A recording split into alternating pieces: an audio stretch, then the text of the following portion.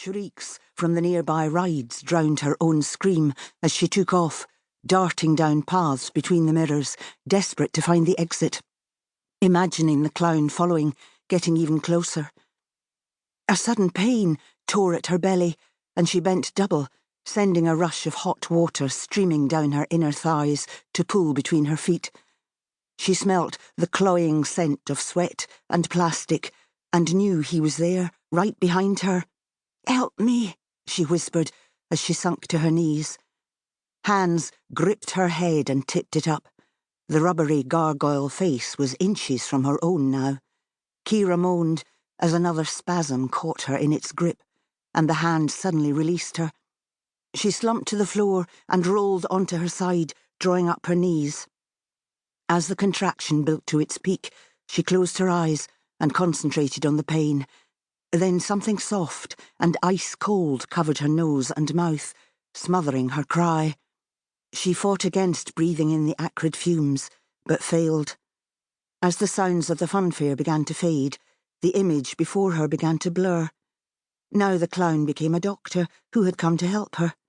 As the pain subsided, Kira gave a little whimper of relief.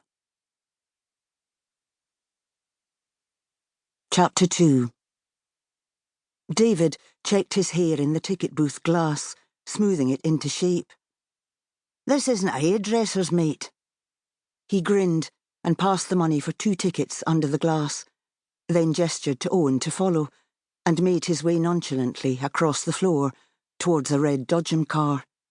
"I'm driving," he said as they got in.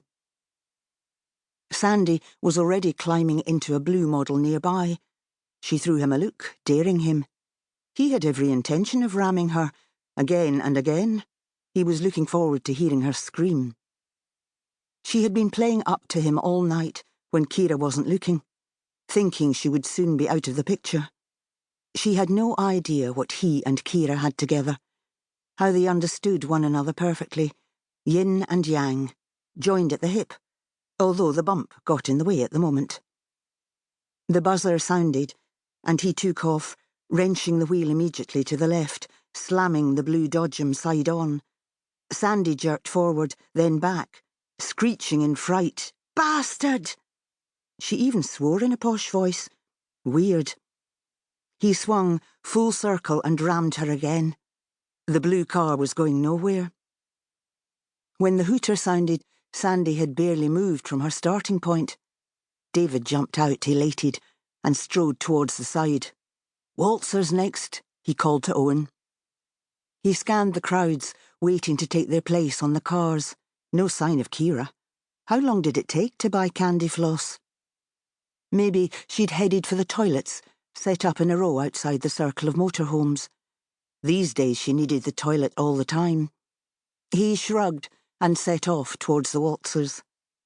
A young guy with a shaved head took their money, eyeing up Sandy, who'd made a point of sitting between himself and Owen. She gave him a flirty look, and as soon as the ride started up, he made a beeline for their carriage and began to twirl them mercilessly. Now Sandy's screams were much too close for comfort.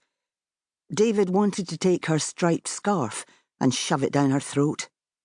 As they swept round, he thought he spotted Kira in the crowd, but the next time round she had disappeared. The bald guy's antics with their car were threatening to bring up the 3 bottles of Beck's he'd drunk. He'd seen that happen once before, a guy projectile vomiting on a waltzer. Mad panic had ensued as the occupants of neighbouring cars ducked and dived, and the crowds lining the barrier jumped out of the way. What an arse the sick guy had looked as he climbed off, jacket streaked with vomit, half the surrounding throng out to get him. He didn't want that to happen to him. David focused on keeping the beer where it belonged, although Sandy didn't help matters, clinging to his arm, her face buried in his shoulder. She stunk of strong perfume or hairspray, not like Kira, whose skin had recently developed a milky smell like white chocolate. They were slowing down, and Sandy's screams had quietened to a relieved whimper. Making a point of ignoring David, Baldy slipped her a piece of paper, doubtless with his number on it, then gave them